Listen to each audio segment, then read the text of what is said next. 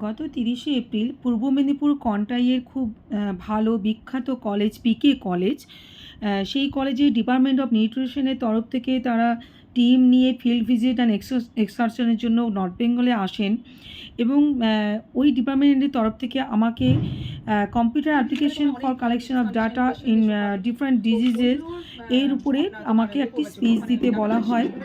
তো সেই যে প্রোগ্রাম আমি অ্যাটেন্ড করেছিলাম, সেই প্রোগ্রামের ভিডিও আমি আজ আপনাদের সাথে শেয়ার করছি এবং আন্তরিকভাবে ধন্যবাদ জানাই সেই পিকে কলেজের নিউট্রিশন ডিপার্টমেন্টের ম্যাম এবং স্যারদেরকে। কথা বলে সাপোজ কারোর এখন যেটা খুব কমন ডায়াবেটিক পেশেন্টে তুমি কারোর হয়তো তুমি একটা কাউন্সেলিং করছো বা তার ডায়েট কনসাল্ট করবে, বা তোমার কখনো কোনো হাইপারটেনশন পেশেন্ট যেগুলো খুবই কমন, যেগুলোর জন্য ডায়েট প্রচণ্ডভাবে কোরিলেটেড। তোমরা এতদিন নিউট্রিশন পড়াশোনা, তোমরা সবাই নিউট্রিশনের স্টুডেন্ট, তো নিউট্রিশন নিয়ে পড়াশোনা করতে গিয়ে তোমরা জেনেছো যে বেশ কিছু ডিজিজ কন্ডিশন আছে যেগুলো নিউট্রিশনের সঙ্গে প্রচণ্ডভাবে কোরিলেটেড।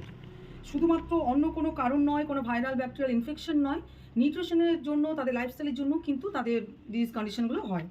তো সেগুলোর জন্যই আমাদের ডায়েটিশিয়ানদের প্রচণ্ডভাবে প্রয়োজন এবং ডিমান্ডও। সব হসপিটাল বলো, বিভিন্ন হেলথ সেন্টার, এখন সব জায়গাতেই ডায়েটিশিয়ানদের ডিমান্ডও প্রচণ্ড বেড়েছে। তো বা তুমি কোনো নিউট্রিশনই কোনো পরবর্তী মানে আফটার কলেজ, তারপর মাস্টার্স করার পরে তুমি কোনো রিসার্চ ওয়ার্কে যাবে, তো সেই জন্য কিন্তু তখন তোমাদের এই ডাটা কালেকশন ব্যাপারটা প্রচণ্ডভাবে দরকার। তুমি কটা পেশেন্ট ভিজিট করছো সেই রেকর্ডগুলো তোমার দরকার, তবেই তুমি সেগুলোকে মানে একটা ধরো তুমি আজকে একজন ডায়াবেটিক পেশেন্টের তার সুগার লেভেল কত আছে, তার রিপোর্ট সব কিছু তুমি নোট ডাউন করলে, কিন্তু তারপরে যখন তুমি পরবর্তীকালে নেক্সট ভিজিটে তার কন্ডিশন কেমন, তোমার ডায়েট নিয়ে সেই কতটা কেমন আছে, সেটা রেকর্ডটা তুমি যদি রাখো, তবেই কিন্তু তুমি তার ফলো আপটা ভালো করে করতে পারবে। সাপোজ তাকে তুমি মানে যেটা খুব কমনভাবে আমি বলছি, যে ধরুন ডায়াবেটিক পেশেন্টদের কার্বোহাইড্রেটটা তো কমাতে হয়, তুমি এখন যে কার্বোহাইড্রেটটা দিয়েছো এরপরে সেটা তার কতটা কাজ করছে সেটা পরবর্তী ভিজিটে তোমার, যখন তোমার রেকর্ডটা থাকবে তখন তুমি পরবর্তী ভিজিটে সেটা প্রয়োজন মতো কমানো বাড়ানো করতে পারো। তার এবং তার ওই ডায়েট মেনটেন করে তার ফিজিক্যালি আরও কী প্রবলেম অ্যারাইজ করছে, কী কমছে বাড়ছে, এই সবের উপরে বেশ করে তখন তুমি আবার চেঞ্জগুলো করতে পারবে। অ্যানালাইজ করা দরকার, এই রেকর্ডিংগুলো রাখা দরকার, এগুলো তোমারও কাজের সুবিধা হবে। এমনকি এটা যখন পর থেকে সাপোজ কোনো জার্নালে তুমি বের করলে, তো কোনো জার্নালে বেরোলো, তখন অন্য একজন কমন পাবলিক যারা হয়তো নিউট্রিশন জানে না, মেডিকেল কোনো ব্যাপার জানে না, হেলথ রিলেটেড তারা কোনো কাজের সঙ্গে যুক্ত নয়, তাহলে সেক্ষেত্রে কী হলো না, তখন তারা তাদের তবু তাদের কাছে একটা নলেজ গেইন হবে যে হ্যাঁ ডায়াবেটিক পেশেন্টদের এইভাবে, আমি বারবার ডায়াবেটিকটা বলছি মানে মোটামুটি ওটা যেহেতু কমনলি সবারই বুঝতে সুবিধা হবে। তো মানে নিউট্রিশন রিলেটেড আরও যেসব প্রবলেমগুলো আছে, ওবেসিটি বলো, কারণ ওবেসিটিও কিন্তু একটা এখন মানে ডিজিজ বলা হয় না ঠিকই ওবেসিটি, কিন্তু ওবেসিটিও কিন্তু একটা বড় প্রবলেমের জায়গায় চলে গেছে, এবং ওবেসিটির জন্য মানুষের অনেক কিছু পরবর্তীকালে কমপ্লিকেশন ডেভেলপ করে। এর মাধ্যমে করতে পারো, এই যে তোমরা আজকে এসছো একটা সার্ভে করতে যাচ্ছ, তোমরা একটা হসপিটাল ভিজিট করবে, সেখানে অনেক পেশেন্ট এসব পাবে এবং তোমার ওয়ান টু ওয়ান ইন্টারাক্টও করবে পেশেন্টের সাথে, তোমরা ডিরেক্ট ইন্টারাক্ট করবে, সেটার মাধ্যমে তোমরা কালেকশনগুলো করতে পারবে এবং তোমাকে অবজার্ভ করতে হবে। সবসময় পেশেন্ট যে সব কিছুই খুলে বলবে তা নয়, এটা তোমাকে তোমার মধ্যে সেই ক্রেডিটটা রাখতে হবে যে তুমি পেশেন্ট যেন তোমার সাথে সব কথা বলে খুলে, তার ঠিক কী অসুবিধা কী না সব কিছু যেন তোমার সাথে কথা বলে, তোমাকে সেইভাবে তার সাথে ইন্টারাক্ট করতে হবে। কম্পিউটার অ্যাপ্লিকেশনের মাধ্যমে যখন তুমি এগুলো সব কিছু কালেক্ট করে রাখবে, তো সেক্ষেত্রে তোমার বিভিন্ন ডাটাগুলো তোমার কালেকশন থাকলো, তোমার একটা রেকর্ড থাকলো এবং পেশেন্টের তার প্রোফাইলটাও যে ম্যানেজ, তার প্রোফাইলকে তোমার একটা ড্রাগ পিকচার তোমার কাছে স্টোর থাকলো এবং সেটাকে কীভাবে তার মানে তার যে নিজস্ব ইন্ডিভিজুয়াল, কিন্তু সবসময় একটা তো মাথায় রাখবে, নিজেরা পরবর্তীতে যখন প্র্যাকটিস করবে, আমরা তো প্র্যাকটিস করি আমরা জানি, তো ইন্ডিভিজুয়ালি কিন্তু ডায়েট চার্ট ভ্যারি করে সব সময়। কখনোই যে ঠিক আছে 1400 ক্যালোরিতে 1400 ক্যালোরি এর যা হবে ওরও তাই হবে, এটা কিন্তু কখনোই তোমরা এই কপি পেস্ট ব্যাপারটা কখনোই করবে না। প্রত্যেকটা পেশেন্টকে পরবর্তীকালে যখন করবে কাজ করবে, ইন্টারাক্ট করে ইন্ডিভিজুয়ালি তার লাইফস্টাইল, তার ডিজায়ার অ্যাভারশন বা তার কোনো অ্যালার্জিক আছে কিনা সব কিছুর উপর কিন্তু ইন্ডিভিজুয়ালি ভ্যারি করবে ডায়েট চার্ট। তো এইভাবে রেকর্ডস তোমার থাকবে, তাকে কী দিচ্ছ না দিচ্ছ সেগুলো সব রেকর্ডস থাকবে এবং সেটা প্রয়োজনে চেঞ্জ অল্টারেশন সব কিছু তোমরা করবে। বিএমআই ক্যালকুলেশন তো জানোই সবাইকে করতেই হয়, আমাদের যে ডায়েট একটা রুলই আছে যে বিএমআই ক্যালকুলেশনও আমাদের দরকার, এবং সেটা বিএমআইটা কি ফর্মুলাটা জানা আছে, কেউ বলো একজন? Very good. তো সেই বিএমআই ক্যালকুলেশন করবে এবং সেই অনুযায়ী যদি দেখো যে অনেকে থাকে হাইপার টেনশন আছে, তার সাথে তার ওয়েটও বেশি আছে, তখন তোমাকে শুধুমাত্র হাইপার টেনশনের জন্য যেগুলো আমার দরকার, হাই ব্লাড প্রেশার যেটা, তো হাইপারটেনশনের যেসব ডায়েট দরকার শুধুমাত্র সেটা গাইড করলে হবে না, তার সাথে তাকে ওবেসিটি বুঝছি। কতটা মাথায় রেখে আমার সেই ক্যালোরি ক্যালকুলেশন ব্যাপারটা করতে হবে। এরপরে তোমার একটা ফরম্যাট তোমাকে একটা মেনটেন করতে হবে, স্যাম্পল ডাটা কালেকশন, যেটা সবাই দেখো একটু তোমাদের, কারণ যেহেতু এখানে স্ক্রিনে আমি দেখাতে পাচ্ছি না, সেখানে এই ফরম্যাটটা মোটামুটি একটা রাফলি ফরম্যাট এখানে আমি রিপ্রেজেন্ট করেছি, যে এইভাবে কিন্তু তোমাদের একটা ফরম্যাট মেনটেন করতে হবে সবসময় যখনই তোমরা ডাটা কালেকশন করবে। পেশেন্টের নাম থাকবে, বয়স থাকবে, তার জেন্ডার থাকবে।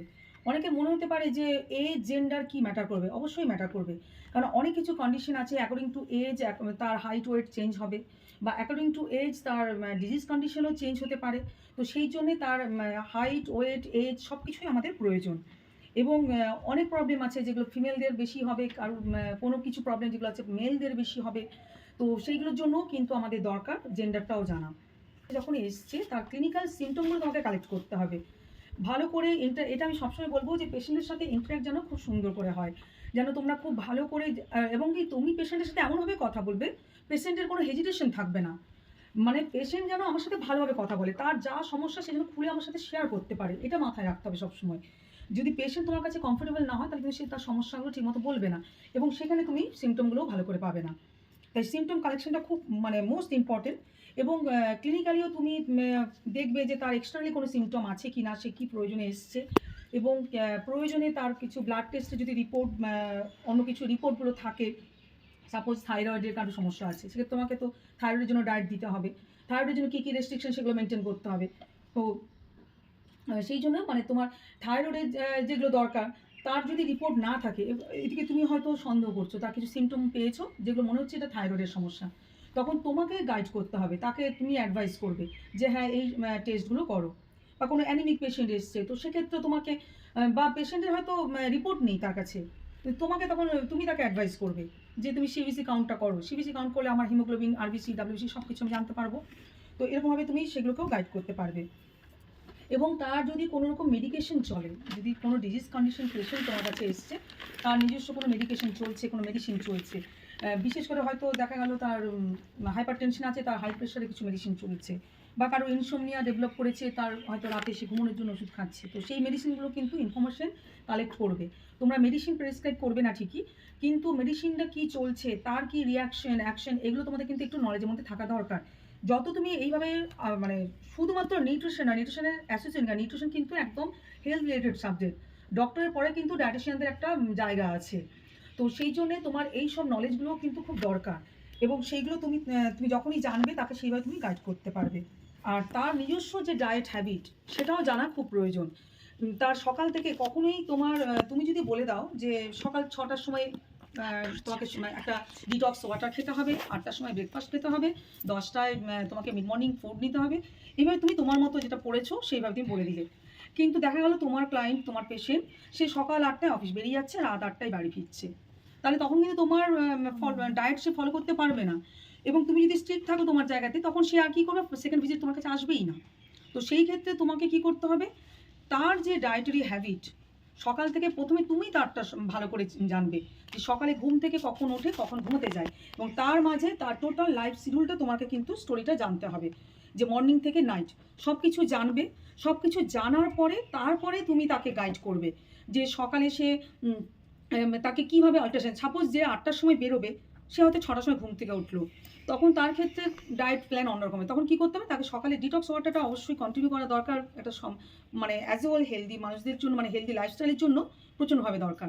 তো সেই প্রথমে তাকে ডিটক্স ওয়াটার তুমি একটা বললে, তার সঙ্গে তোমার তারপরে তার খাবারের ব্যাপারটা তাকে 7টা 7:30টার মধ্যে খেয়ে নিতে বলবে, যেন একটু ভালো করে সে ব্রেকফাস্ট খেয়ে বেরোয়, কারণ তারপর সে অফিসে পৌঁছে গেলে সে লং টাইম সে খেতে পারবে না। মিড মর্নিংয়ে তাকে যেরকম প্রয়োজন সেইভাবে তুমি তোমার যেটা ঠিক মনে হবে সেইভাবে তাকে দেবে, বা তার যেটা লাইফস্টাইল, সাপোজ সে ভাত খেতে পায় না সারাদিন, বা সে ভাত হয়তো ক্যারিও করতে পারবে না, যেটা আমাদের বাঙালিদের খুবই কমন ব্যাপার, যে লাঞ্চ টাইম মানে আমরা একটু ভাত খাবো, ভাত ডাল সবজি খাবো, ঠিক আছে, কিন্তু যারা বাইরে যায় তারা কিন্তু লাঞ্চ টাইমে খেতে পারে না, তখন সেক্ষেত্রে তারা কী করে, তারা তো ডিনারে তারা রাইসটা নিচ্ছে। কিন্তু তোমরা অলরেডি যারা তোমরা যেহেতু পড়াশোনা করছো, তোমরা জানো যে রাইস আর রুটির মধ্যে খুব বেশি ডিফারেন্স কিন্তু ক্যালোরি নেই, মিনিমাম কিছু ডিফারেন্স আছে। রুটির মধ্যে কি হচ্ছে না, গমের মধ্যে এক্সট্রা ফাইবার থাকছে, এক্সট্রা প্রোটিন থাকছে, এই একটা ব্যাপার পারতো, কিন্তু ক্যালোরি দিক থেকে কিন্তু মোটামুটি মোরালেস কাছাকাছি। তো সেক্ষেত্রে কোনো পেশেন্টের যদি হ্যাবিট থাকে যে আমি ওই লাঞ্চ টাইমে রুটি মানে ভাত খেতে পারছে না, তো রুটি আমি অনেকে যেটা মানে যেটা বাঙালি বিশেষ করে আমি পেশেন্টদের দেখেছি, ভাত খেলে হয়তো সে খাচ্ছে 50 কি 75 গ্রাম চালের ভাত, কিন্তু রুটি খেতে গিয়ে সে হয়তো 100 গ্রাম গমের রুটি খেয়ে ফেলছে। এরকম টেন্ডেন্সি থাকে অনেকে, মানে রুটি খেতে গিয়ে ভাবে যে না আমার ভাত খাওয়া হচ্ছে না, দুটো খাবো না, 5টা 6টা খাবো। এটা কিন্তু টেন্ডেন্সি অনেকেরই কাজ করে। তো সেইগুলোকে তোমাকে ভালো করে গাইড করতে হবে পাই টু পাই। জন্য আমি বললাম যে লাইফস্টাইলটাও জানাটা খুব প্রয়োজন। তার শিডিউল অনুযায়ী তোমাকে কিন্তু ফ্লেক্সিবল হতে হবে, তবে গিয়ে সে তোমার কাছে বারবার আসবে এবং সে রেজাল্টও পাবে, তোমরা রেজাল্ট শো করতে পারবে। ঠিক আছে, অ্যানথ্রোপোমেট্রিক বা এই যে ডাটাবেস এগুলো দরকার। ঠিক আছে, তুমি খুব তাড়াতাড়ি অ্যানালাইজটা করতে পারবে। তুমি ধরো আমি পজিটিভলি আমরা সবসময় দেখবো, তুমি পার ডে ধরো 10 জন পেশেন্ট তুমি করছো, ফলো আপ করছো। আজকে যে 10 জনকে করছো, স্বাভাবিকভাবেই তুমি তাকে যখন ডায়েট একটা দেবে, মোটামুটি 15 দিন বা 1 মাসের জন্য আমরা ডায়েট চার্টটা দিই, তারপরে আমরা আবার তার চেঞ্জ করি বা তাকে রিভিজিটে ডাকি। তো পার ডে 10টা করে 30 দিনে তোমার অনেকগুলো জমে যাচ্ছে, 300 পেশেন্ট। তোমার যদি পেপার ওয়ার্ক থাকে তো সেক্ষেত্রে তোমার সেটা মানে প্রবলেমেটিকই হবে। আজ যে পেশেন্ট এসে সে 30 তারিখ যখন আসবে, তখন তুমি তাকে ফলো আপ করতে তোমাকে আরও এফোর্ট দিতে হবে, অনেক কাজ করতে হবে। তো সেই জন্যে তোমার এটা একটা মানে কুইক অ্যানালিসিসের জন্য খুব সুবিধা। এই কোভিডের সময় থেকেই যখন আমার কাছে আসতে পারছে না, তো এইভাবে তখন আমি অনলাইন প্র্যাকটিস শুরু করি। তো অনলাইনেও কিন্তু এগুলো খুব সুবিধা, যখন তোমার এই কম্পিউটার ডাটা অ্যাপ্লিকেশন এই যে ব্যাপারে তোমার জানা থাকবে। তো যেটা আমি খুব ইউটিলাইজ করি এটাকে, যে এইভাবে আমার যখনই থাকছে তখন আমি অনলাইন বেস আমি তাকে আমি ফলো আপ করছি। টেলিমেডিসিন এখন তো মানে ডাক্তারদের ট্রিটমেন্টও টেলিমেডিসিনের মাধ্যমে হচ্ছে, কারণ সবসময় মানুষের ব্যস্ত জীবন প্রচণ্ডভাবে, সবাই সবসময় ফিজিক্যালি ভিজিট করতে পারছে না সব জায়গায়। তো সেই জন্য আমাদের দরকার মানে টাইম সেভ প্লাস আমাদের কমিউনিকেশনের দরকার। আমি এক জায়গায় বসে আমি সবার কাছে পৌঁছতে পারবো, বা পেশেন্টরাও যারা হয়তো আমাকে চাইছে কিন্তু সে পাচ্ছে না আমার কাছে শিলিগুড়ি পৌঁছতে, তো সেক্ষেত্রে তাদের পক্ষেও এটা পজিটিভলি হবে। তো সেই সবের জন্য কিন্তু আমাদের এই আপডেটটা দরকার, আমাদের এই আপগ্রেডেশনটা খুব বেশি দরকার। তো এগুলো একটু ভালো করে দেখো সবাই, তার নিউট্রিশনাল স্ট্যাটাস কেমন, তার একটা নির্দিষ্ট স্কোর থাকবে। তো তুমি তার কোনো সমস্যা আছে কিনা, বা এদিকে তার কোনো রকম হিপ ফ্র্যাকচার আছে কিনা, তার ক্রনিক পেশেন্ট কিনা। সবসময় কেউ অ্যাকুইট প্রবলেম নিয়ে আসবে তা নয়, হয়তো কোনো ক্রনিক তার কোনো প্রবলেম হয়েছে তার জন্য সে এসছে। তো ডায়েট মেনটেনটা সবচেয়ে আগে দরকার, কারণ ফিমেলরাই কিন্তু পরবর্তীকালে একটা সন্তান ধারণ করবে, তার এক্সট্রা ক্যালোরি দরকার এবং তার বডি বিল্ড আপ আরও বেশি দরকার, আরও স্ট্রং হতে হবে। তো তাদের ক্যালসিয়াম, আয়রন এগুলো রিচ ফুড খেয়ে তাদেরকে, এবং তাদের পিউবার্টি এসছে কিন্তু তাদের এগুলো মেনটেন করতে হবে। আর মেয়েদের এখন মানে ঘরে বসে মেয়েরা তো এখন আর থাকে না, তো বিভিন্ন প্রয়োজন তারা বাইরে বেরোচ্ছে। তো বাইরে বেরোনোর লাইফস্টাইল এবং তার সাথে তার বেশ কিছু হরমোনাল ডিসব্যালেন্সও কিন্তু মহিলাদের খুব বেশি হয়। তো বিভিন্ন ফিমেল কমপ্লেন খুব বেশি অ্যারাইজ করছে। এই ফর্মটা তোমরা মেনটেন করবে, বিশেষ করে ওয়েট তোমরা মাপবে, প্রেজেন্ট ওয়েটও মেজার করবে, এবং তার সাথে তার মানে 6 মাস আগেও যে তার কি ওয়েট ছিল সেটা তোমরা কিন্তু রেকর্ডটা নেবে, মাসে তার কি চেঞ্জ হয়েছে সেই পার্সেন্টেজটা তোমাকে নিতে হবে। এবং পরপর তুমি যেটা আমি বলছিলাম প্রথমে, যে আমরা যখন কাউকে ডায়েট চার্ট দিই মিনিমাম আমরা 15 দিন গ্যাপ মেনটেন করি। জাস্ট আজকে ডায়েট দিয়ে কালকেই তার খবর নেবো তা হয় না, এবং ডায়েট এত তাড়াতাড়ি এফেক্ট করবে না, অন্তত 15 দিন সময় নিতে হবে। তো সেই জন্য এই যে এখানে 2 উইকস ইন্টারভেলে একটা তার তুমি এই যে এই ফর্মেটটা তোমাদেরকে ফলো করতে হবে। তোমাদের এটা টাস্ক কিন্তু করতে হবে, আর একটা ফর্মেট বানাতে হবে যে তার চেঞ্জ হয়েছে কিনা, নো চেঞ্জ বা চেঞ্জ কি চেঞ্জ হলো, তার ওয়েট আর ইনক্রিজ করলো না ডিক্রিজ করলো সেগুলো জানতে হবে। এবং তার ডায়েটারি ইনটেক, তার যে ফুড নেওয়ার ইনটেকটা, শুধু আমি ডায়েট চার্ট করে দিলাম সে ফলো করবে এটা কিন্তু ভাববে না, কারণ পেশেন্ট ফাঁকিবাজি করবে। তার নিজস্ব একটা লাইফস্টাইল থেকে হঠাৎ করে তুমি যখন তাকে সব কিছু একটা মেপে দিচ্ছ, তার হয়তো ভাত খাওয়ার পরিমাণ ছিল 200 গ্রাম চালের, আর তুমি তাকে হঠাৎ করে তার ওজন অনুযায়ী তাকে 70 গ্রামে নিয়ে এসছো, তার তো স্যাটিসফ্যাকশন আসবে না, সে ফাঁকিবাজি করতেই পারে। কিন্তু তার কাছে একদম রেগুলার বেসিসে তার খবর নেবে।